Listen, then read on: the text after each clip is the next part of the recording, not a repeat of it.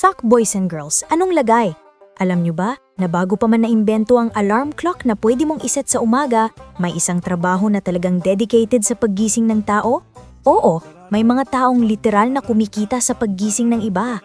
Tawagin natin silang knocker-uppers, ang mga unang human alarm clock ng kasaysayan.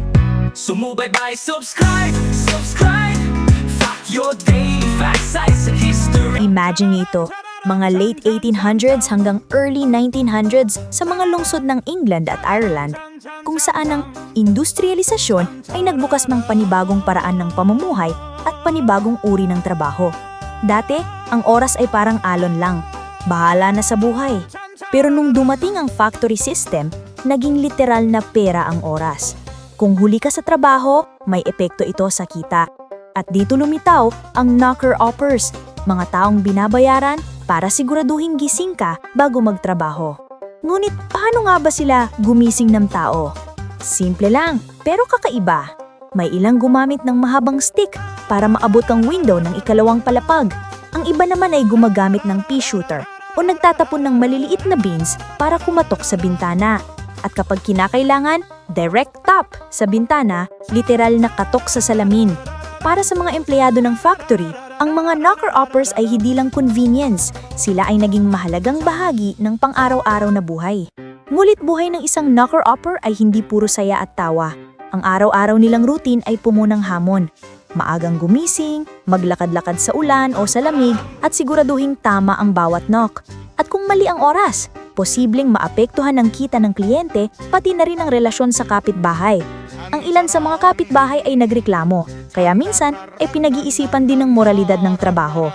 Kaibigan ba sila o kaaway? Pagdating sa pera, medyo kahanga-hanga rin ng sistemang ito. Ang knocker-uppers ay kumikitang mula sa araw-araw na serbisyo.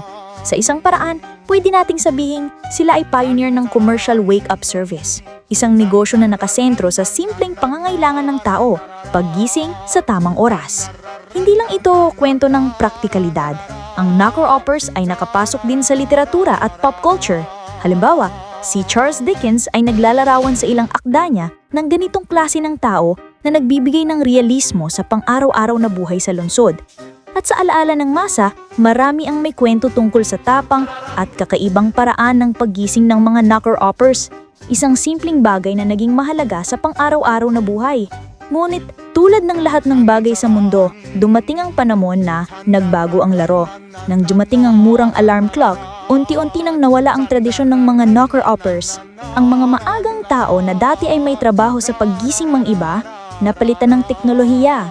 Ngunit ang tradisyon na ito ang nagbigay daan sa simula ng modernong alarm clock technology na ngayon accessible na sa lahat. Hindi lang ito sa England at Ireland nangyari. Sa iba't ibang bansa, may katulad na trabaho, mga taong gigisingin ng iba bago dumating ang modernong alarm clock. Ipinapakita nito kung paano ang pangangailangan ng tao sa oras ay isang global na phenomenon. Ang konsepto ng time is money ay nagbunga ng mga trabaho at teknolohiya na ngayon ay bahagi na ng pang-araw-araw nating buhay. Kung susuriin natin sa perspektibo ng psikolohiya at sosyolohiya, ang demand para sa mga knocker-uppers ay nagpapakita kung gaano kahalaga ang oras sa tao. Ang kakayahan nating i-manage ang ating sariling oras ay hindi laging garantisado. Kailangan minsan ang tulong mula sa iba o mula sa mekanismo. Nakakatuwa, no? Isipin mo lang, may mga taong nakikipagnegosyo sa paggising ng tao. Isang trabaho na ngayon tila simple pero dati may mahalagang papel sa komunidad.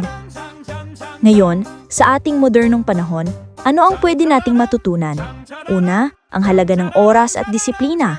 Pangalawa, kung gaano ka-creative at resilient ang tao sa pagharap sa pangangailangan ng buhay. At pangatlo, ang kahalagahan ng komunidad. Ang knocker-uppers ay hindi lang nagtatrabaho. Nakikisalamuha sila sa kanilang paligid, nakakaapekto sa buhay ng iba at nagiging bahagi ng pang-araw-araw na routine ng kanilang kapitbahayan. At heto ang twist, mga ka-fuckboys and girls. Kahit na nawala na ang tradisyon, ang ideya ng knocker-uppers ay buhay pa rin sa ating modern alarm devices, mula sa smartphone alarms hanggang sa smart home devices. Sa bawat beep at buzz na pumipigil sa atin na mahuli sa trabaho o klase, maalala natin na dati may mga taong literal na kumakatok sa bintana natin para siguraduhin gising tayo. Kung iisipin mo, nakakabighani ito. Isang trabaho na tila maliit o kakaiba sa unang tingin, ay may malaking epekto sa industriya, lipunan at teknolohiya. Ang knocker-uppers ay hindi lang human alarm clocks, sila ay simbolo ng adaptability, creativity at ang pangangailangan ng tao sa oras at kaayusan. Kaya sa tuwing maiisipin mo ang umagang gising at marinig ang alarm clock mo, tandaan mo, may mga taong naglaan ng buhay nila para siguraduhin makakarating ka sa trabaho, sa klase o sa appointment. Mula sa pea shooter hanggang sa smart device, ang paggising ay naging seryosong bagay na mahalagang bigyang pansin. At sa huli, ang aral na pwede nating makuha mula sa knocker-uppers para sa ating panahon ngayon ay simpleng ngunit malakas. Minsan, ang pinakasimple at ordinaryong ideya ay pwedeng magbago ng mundo. Isang maliit na katok sa bintana, isang beep sa alarm, o isang simpleng inovasyon. Lahat ay may kakayahang gumawa ng malaking epekto.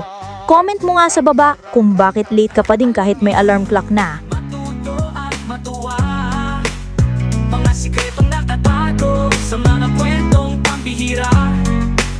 Sumubaybay, subscribe, subscribe. Fact your daily facts, size and history. Fact your daily legends, what is a mystery? Fact your daily, bawat araw bagong discovery. Sumubaybay at matuto. Fact your baby.